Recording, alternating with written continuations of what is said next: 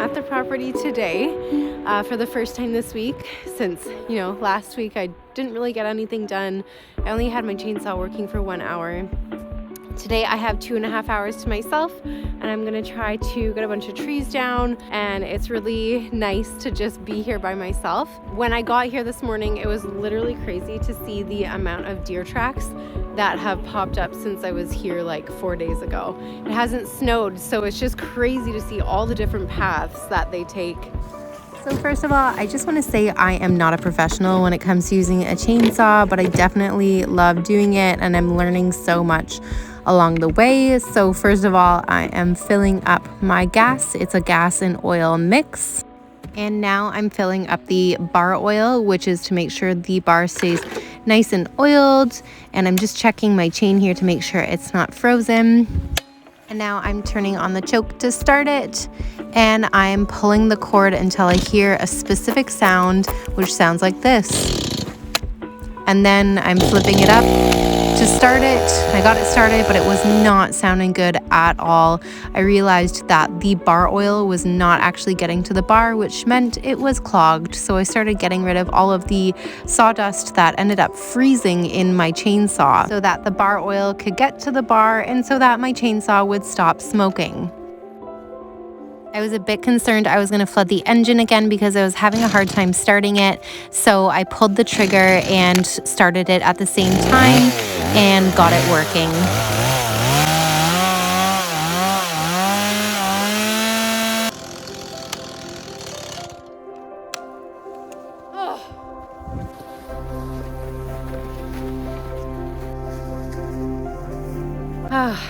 All of a sudden my hip is really starting to hurt,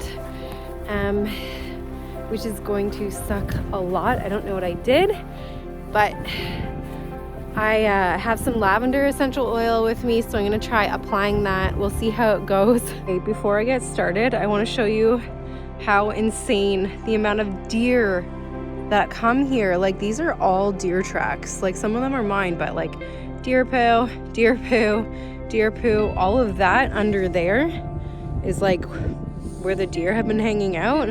There's so many deer tracks right now.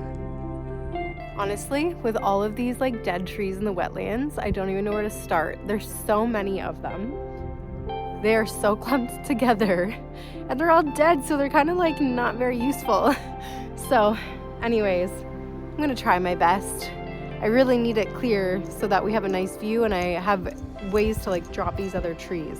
So wish me luck. So although this is a super small tree, I'm just taking a look to see where it's going to fall naturally, and I'm removing the branches so I can give myself some room to cut. And then I'm just angling the cut away from myself the way it would fall with gravity. And then I'm cutting the branches off the sides and cutting the small tree in half so that I can make a super neat brush pile.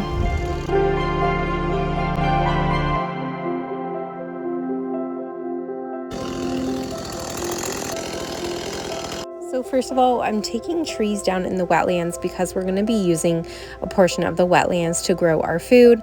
And also this is going to be the view from our house, so I want to make it look super nice and neat. Whew.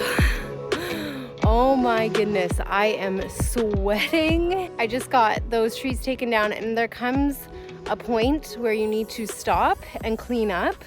And this is where, if you're doing an owner build, an excavator would come in so handy, but we have a lot more time than we have money right now. So we are not buying a used excavator or a new excavator. We are going to be removing this stuff by hand. And it's so much more helpful when you have somebody here with you. You can be cutting or they can be cutting, and you can be moving all of the brush.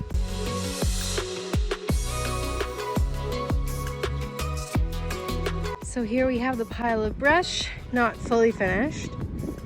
And then out there is where we cleared. So if I get a few more of these trees down here and some of these down here, then I'll be able to start taking this kind of stuff down so that it won't get hung up on other trees.